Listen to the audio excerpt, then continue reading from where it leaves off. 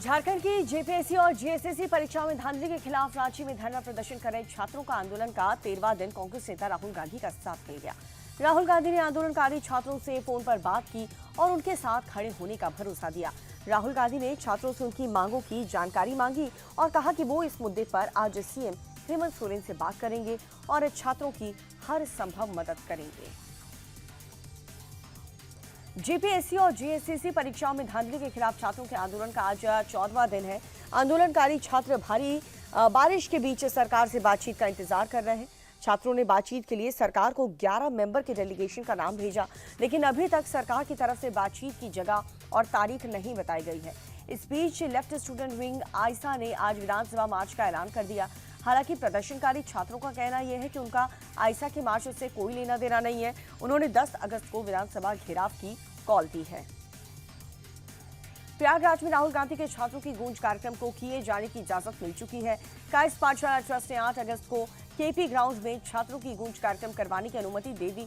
बता दें कि केपी ट्रस्ट ने बुधवार को हाईकोर्ट के फैसले का हवाला देते हुए राहुल गांधी के कार्यक्रम को दी गई अनुमति रद्द कर दी थी, लेकिन गुरुवार को केपी ट्रस्ट ने एक बार फिर से अपने फैसले को बदलते हुए शर्तों के साथ कार्यक्रम की अनुमति दे दी है।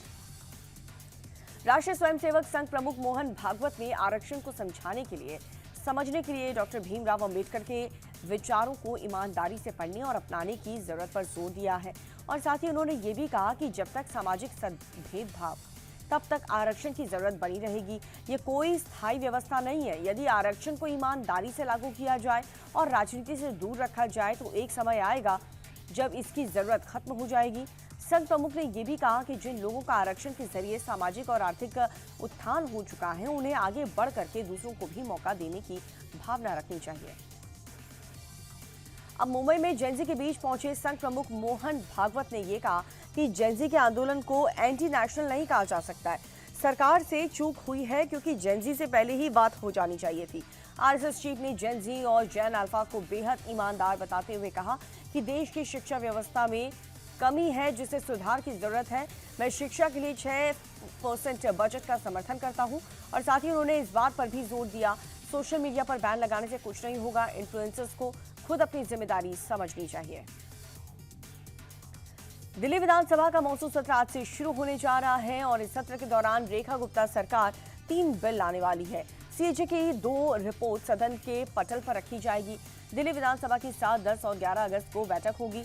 मॉनसून सत्र के दौरान विधानसभा में सुरक्षा के कड़े इंतजाम किए गए हैं।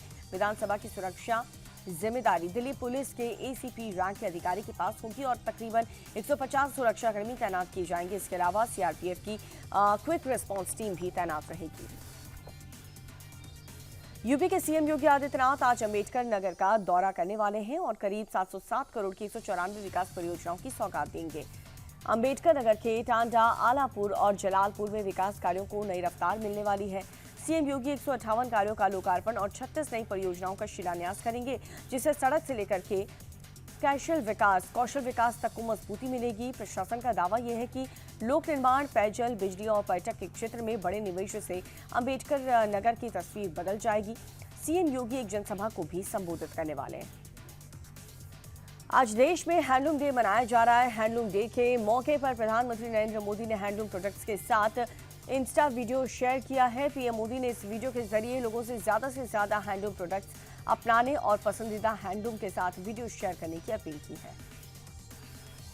फेसबुक से प्रधानमंत्री मोदी का वीडियो हटाने के बाद मेटा बैकफुट पर है। मेटा के अधिकारी लगातार दूसरे दिन सरकार के सामने पेश हुए। आईटी मंत्री अश्विनी वैष्णव के साथ 45 मिनट की मुलाकात में मेटा ने एल्गोरिदम बायस और टेक्निकल डिफेक्ट की जानकारी दी। अश्विनी वैष्णव ने साफ शब्दों में ये कहा कि भारत में अमेरिका के कानून नहीं चलेंगे, भारतीय कानूनों के हिसाब से ही भारत में काम करना होगा। सोशल मीडिया को भी कानून और समाज के प्रति जवाबदेह होना होगा। कंप्रेस्ड बायोगैस के लिए सरकार ने 23,731 करोड़ की गोवर्धन योजना को मंजूरी दी है।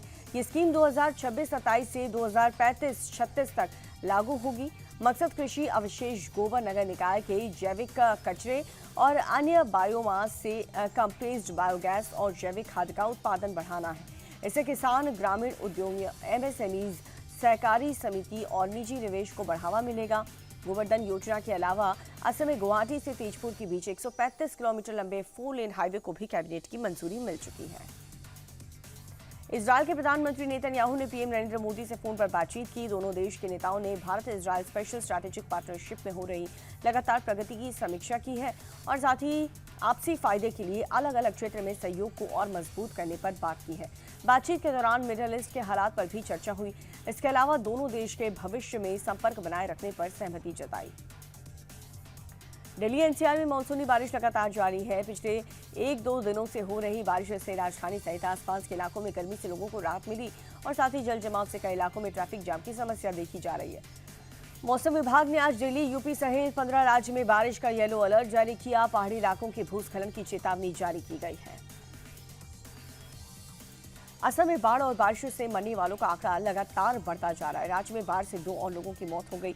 बारिश से मरने वालों का आंकड़ा 97 तक पहुंच चुका है। असम के 15 जिलों में आसमानी आफत से तकरीबन 1.5 लाख से अधिक लोग प्रभावित हैं। बाढ़ प्रभावित इलाकों में राहत और बचाव का काम चलाया जा रहा है। प्रभावित लोगों को राहत कैंप में भेजा जा रहा है। बाढ़ वाले इलाकों में रेस्क्यू टीमें लगातार काम कर रही हैं। जम्मू कश्मीर के शोपियां में बादल फटने से निचले इलाकों में बाढ़ के हालात हैं। पहाड़ों से लगातार पानी गिरने से लोगों को डर का माहौल है। शोपियां के ऊपरी इलाके में भारी बारिश के बाद पानी की तेज धार के साथ मलबा नीचे की तरफ बहने लगा, जिससे नाले उफान पर आ गए। सड़कों के ऊपर से पानी बहने लगा, लोगों की परेशानी बढ़ी। पानी की तेज धार को देखते हुए निचले इलाकों को अलर्ट कर दिया गया।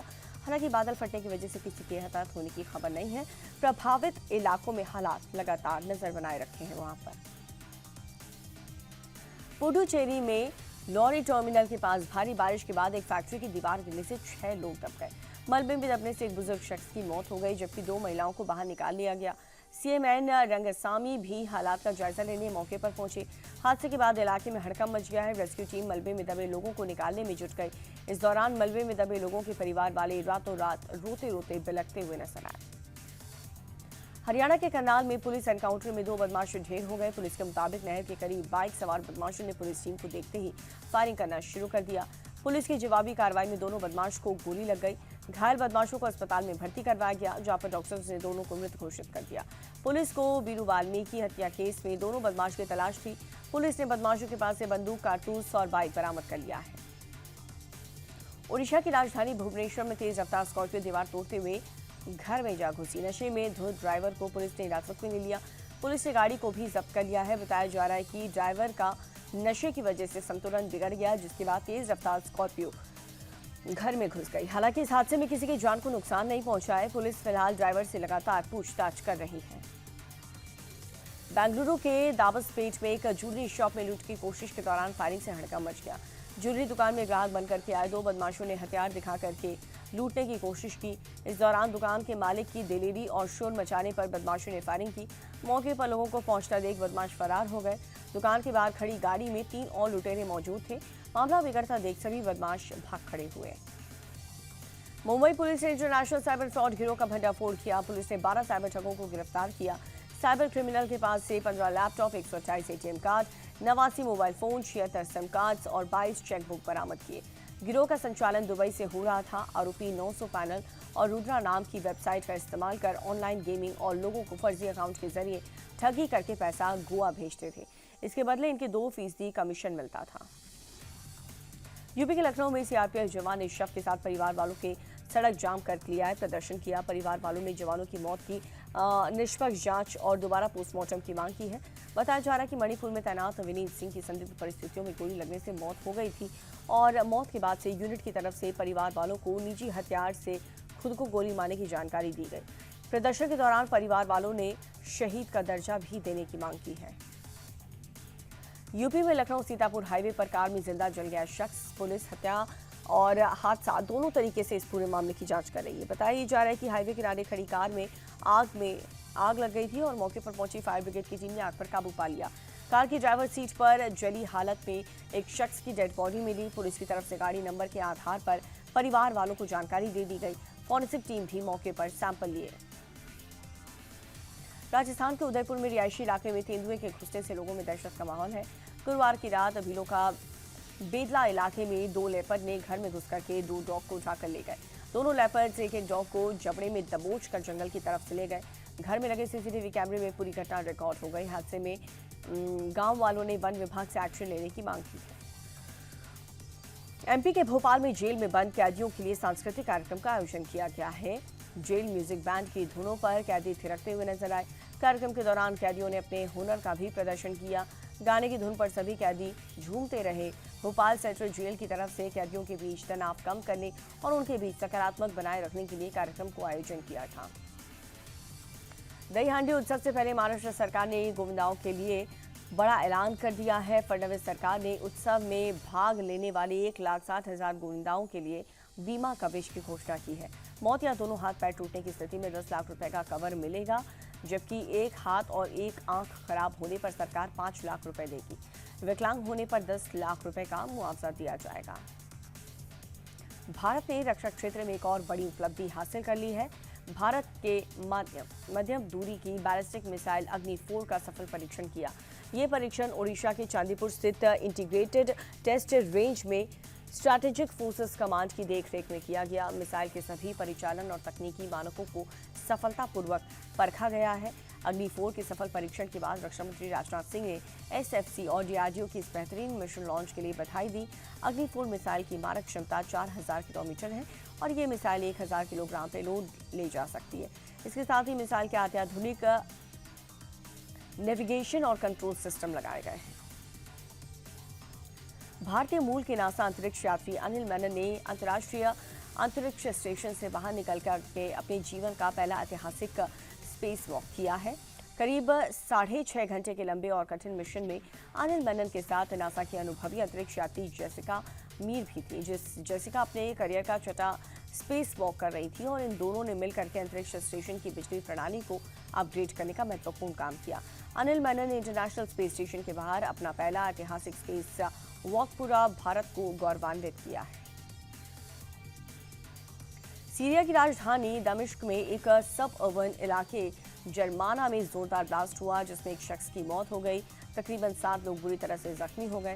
स्थानीय पुलिस के मुताबिक ब्लास्ट एक भीड़ भाड़ वाली सड़क पर मिनी वैन टैक्सी में रखे विस्फोटक में हुआ है। धमाके के वक्त टैक्सी में कई लोग सवार थे। फिलहाल किसी संगठन या फिर देश ने धमाके की जिम्मेदारी नहीं ली।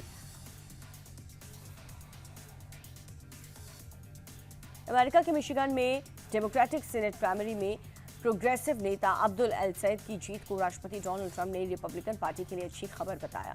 अब्दुल अल सैद ने डेमोक्रेटिक पार्टी के बड़े नेताओं के समर्थित हैरी स्टीवंस को भारी मतों से हरा करके डेमोक्रेटिक पार्टी का सीनेट उम्मीदवार बनाने का अधिकार हासिल कर लिया।